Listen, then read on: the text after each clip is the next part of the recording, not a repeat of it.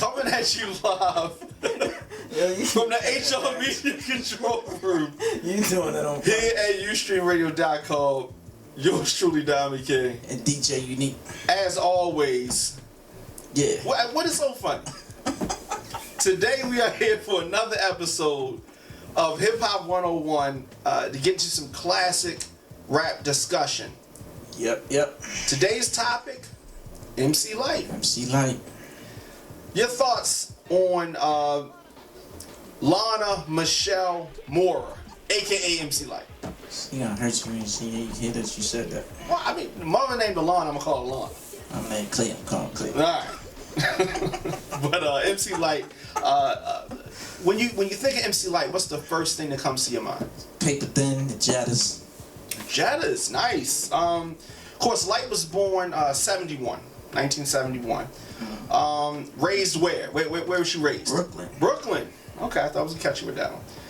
Started rapping at the age of 12 years old. Okay, two brothers. But who are two hip-hop brothers? Milk and Giz. Right, Audio 2. And of course they later went to collaborate with her on records. Her first song, I Cram to Understand You, Sam. What did you think about that song? The first song? I Cram to Understand You. It really didn't get a buzz. Yeah. Until I heard Paper Thin. Well, what's crazy is that that song really led to her getting signed. Mm-hmm. That's a true story. It's a song about a boyfriend of hers, which is funny right there. Songs are about a boyfriend. that gets addicted to crack. Okay. Poor George. Well, yeah. And that, of course, led her to get signed. The First Priority in 1987. Mm-hmm. Which was owned by a family. Right, and then eventually she went on soon after that to sign with Atlantic. Sylvia Rome signed her. Now the first album, Light as a Rock, big buzz on that, came out in '88. Paper Thin, also 10% diss aimed at Antoinette. One of my favorites. Paper Thin. Let's talk about the Paper Thin song. The video shot pretty much in the subway. Yeah, in Brooklyn. That was a big video. Yeah, it was. You talk about '88. That was a big video. She had the hairstyle. I don't know what is that hairstyle called? Is that the? I forgot. Kami had that. When people run away. I mean, that was, she had the Jetta Clubs was popping. I think after that, the Jetta Clubs was really really hitting, jumping off. At that time you had Salt and Pepper out, of course Antoinette, a big Sweet Tea. Lyte definitely seemed more lyrical than all of those girls. Did you think she was just as lyrical or more lyrical than Shantae? But at that time, she was kind of, to me, like the female Rakim. Wow. Okay. I would put like in that category. Like she was the female Rakim at that time. Female Rakim. That's a big. I put a stamp. Okay, I put a stamp on that. Big stamp. I think she was definitely lyrical. And I think that, and this is crazy, but she was more lyrical than her brothers. Anybody in that crew. Nobody really messed with it. Now Antoinette, who she had a rivalry with, Antoinette was no slouch. She was no slouch. I don't know who. I mean, that pretty much is pretty even. That was an even battle. Even battle. No slouch. Lyte followed up that album with the Eyes on This album in 1989. Had Cha on there. That was my junior. Also Cappuccino. Both of those big street records. They weren't big commercial hits, but as far as the hip hop, community, they were big. K-Rock, that was a DJ, right? Yeah. What are your thoughts on him as a DJ? I seen him recently perform, and they still got their chemistry. Yeah, yeah. I mean, I guess from performing for such a long time, yeah. it's like you know what the next person gonna do perform. Sure. So Lyte still look the same to you? Yeah, it still look the same. Did She's aged, but gracefully. Yeah, gracefully. Okay. All right. Still beautiful. Okay. Well, she might not even be looking at you though. I'm just saying. I mean, from me being a fan in the audience, you know, she still got it going on. You know, the thing about Lyte, and I don't say this too often, I didn't really, as a guy, I don't really like to listen to female rappers. Why not? You know, I mean, just riding around in the car, I'm not like, let me run and get the whatever the latest female rap is. I mean, the subject matter is not really pertaining to me. They're usually rapping negatively about guys. So I usually don't want to listen to female rappers. But I brought that up to say, Lyte was a good rapper, and I didn't mind listening to her songs. I mean, I didn't feel, you know, like, I mean, Salt-N-Pepa's early records, I did enjoy those. With the original Spinderella. Right, and I'm sure we'll get to Salt-N-Pepa another day, but it's just, you know, That I mean, first album. Lyte was lyrical. It wasn't bubblegum. I mean, just like let's say a Real Roxanne. I didn't want to go listen to the Real Roxanne's album. Zoom, no. You know what I mean? Listening to Zoom and you remember Latrim? Mm-hmm. I didn't want to listen to them. But you did listen to Oak Sound 357. I did. Okay. That was a guilty pleasure. Okay, I did enjoy listening to Oak Town 357. Yeah, you didn't have to put me on blast with that. 91. When I'm late on. Yes, definitely. 1991, Lyte started going after some of that commercial money. The album was Act Like You Know, which had Poor Georgie on it. Yeah. Keep on. That was a little, you know, that was later. But as the 90s started to come into play and the sound started changing and the new jack swing started, you know, some artists fell to the wayside. Some artists couldn't do it. Mm-hmm. But a lot of artists started making that change as Teddy Riley's influence in music started to come on board. Did you notice and think that Lyte was not going to be able to keep it going, coming from that hardcore rap going into that? I mean, I felt a lot of people from that era wasn't catching on because they felt like it was pop music, it wasn't hardcore. It wasn't. And it wasn't. It was dance. It was dance music. And plus back then everybody was signed to Rush Management, so it was just like that direction. Russell wasn't like. Nah, he wasn't in that direction that everybody was, you know, everybody that was signed under him, so it seemed like Lyte was able to come out with a hit. When she needed a single, she came out with a single every time. I don't know if those later albums, I don't even know if she really had a straight classic 5-mic album. I think probably for the hip hop underground, Lyte as a Rock would probably be her classic album. Yeah, definitely. Definitely. And I agree with that. But I mean, Eyes on This, Cha Cha Cha. That was Cha Cha. my joint, right? Was a hot song. It's one of my favorite songs that she did. Paper Thin is probably the favorite. But that for me, 10% this. That's yeah, I mean that was favorite. Hot too though. She had some hot ones. Favorite. As she continued on with her career, her fourth album in 1993 called Ain't No Other was the first album to go gold. So that was one of her top selling albums, and that's the one that had Roughneck on it. Keep On and all that stuff.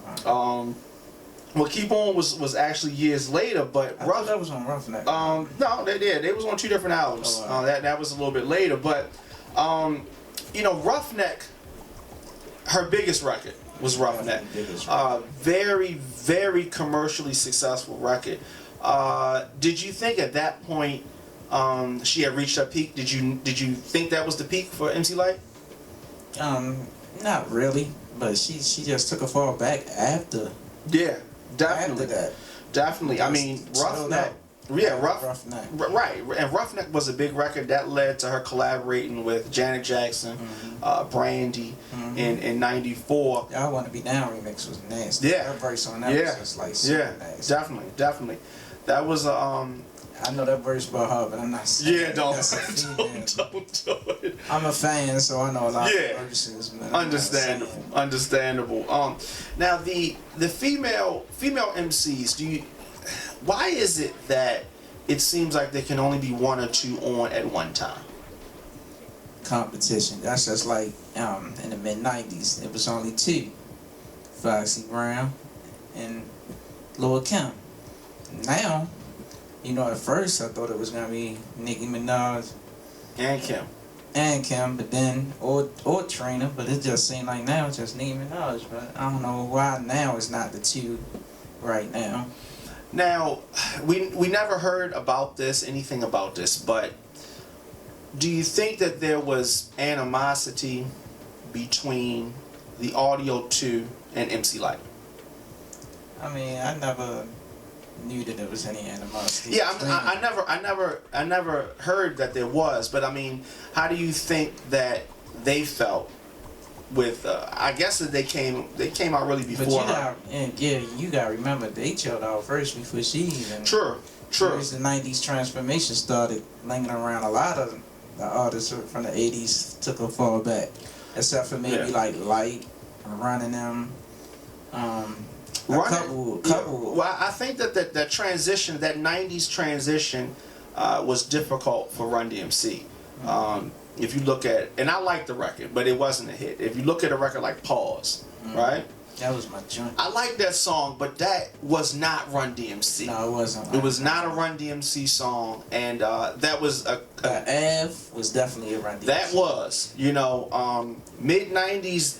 They really took a fall until Down with the King and Pete Rock. But we'll get to that's another episode for another day. But 2 years later, Lyte came out with Bad As I Wanna Be, which had Keep On Keeping On, Cold Rocker Party, production by Cold Rocker Party was another big hit. Definitely big hit. Jermaine Dupri and Diddy doing production on that.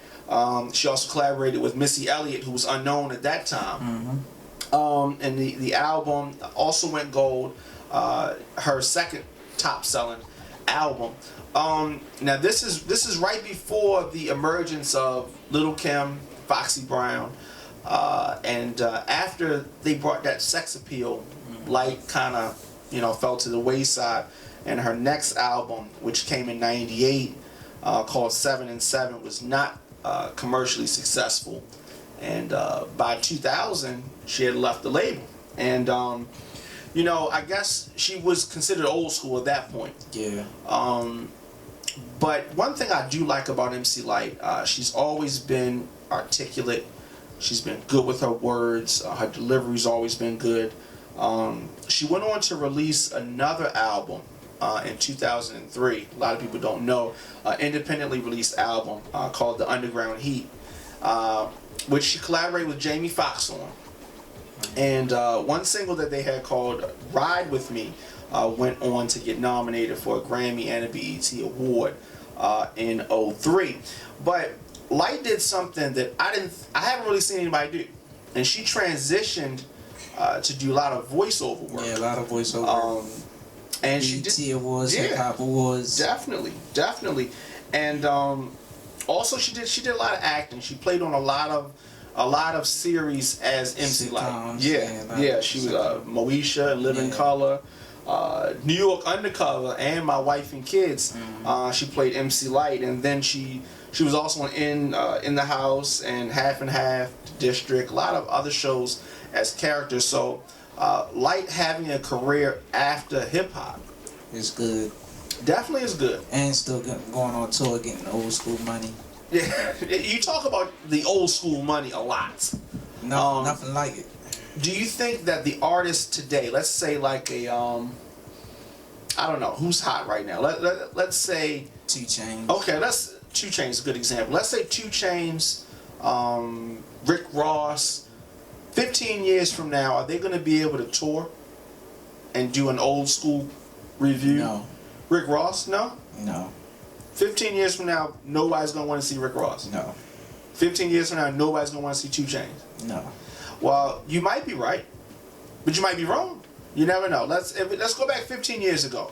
Who was hot 15 years ago as a rapper? The Woo. They still perform. Can the Woo do shows now? Yes. Yes. Boot Camp Click? Would people come see Boot Camp Click? Maybe, depending on if you're A small venue. Small venue. So Lyte, of course, still able to do shows. I mean, because she has hits. She's from the golden era of hip hop. Now, also in 2006, Lyte was honored for the Hip Hop Honors on VH1, joined by the Brat, Remy Ma, Little Kim, and they performed a melody of her tracks. You miss Remy Ma. Keep your head up, Remy. Yes, definitely. Definitely. MC Lyte goes down as one of the all-time greats. All-time greats, top 3, number 1 female rapper. Is who? Like. No, wait. What? Number 1 female rapper. Okay, all right. So of all times, MC Lyte, you think, and why do you say that? I mean, next to her and Shantae, couldn't nobody deal with them. You know, she number 1 and Shantae number 2. I mean, So MC Lyte number 1, Shantae number 2. Yeah. Okay, who's number 3? Rounding off this top 3. If Salt and Pepper wasn't a group, I would say Salt and Pepper. Okay. Number 3.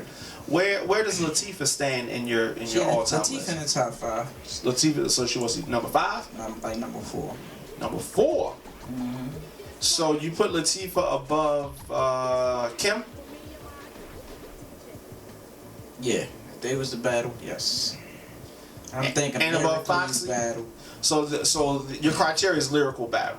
Yeah, they all wrote their own rhymes. You know what I mean? So Yeah. I'm looking at it like. So that's how you look at it like that, because Kim didn't write her own rhymes. Neither did Foxy. Yeah, brother. With Jay, rhymes. and I think Jay-Z wrote some of those too, maybe a line or two here or there. Okay, that, I can't argue with that list too much, and if I could argue with it, I would tear I it would apart. even put Sweet But Tea in that top 5. I don't know about that. I knew you was gonna find something for me to argue. Sweet Tea is not in the top It's 5. my beat. Nice. Nice. Yeah, nice. Yeah, really nice. Don't let Jazzy Joyce hear this shit. I mean, we look, DJs. I like Whatever Jazzy you Joyce. say that. I like Jazzy And Joyce. she was a nice producer back then. Absolutely. But Sweet Tea is not in top 5. Sorry, dear. Yeah. You always had a nice ass, but you're not in top 5. Jazzy, that's him talking. Yeah. You on my Twitter, Jazzy. So Okay. Be clear. But yeah, definitely. The first female MC that we've talked about here at Hip Hop 101. Of course, people can always check you out. How can they reach you? Hit me up on Twitter at Power 101 Jams FM. Check out the website at power101jamsfm.com. You know, YouTube, Hip Hop 101. You know, we all over the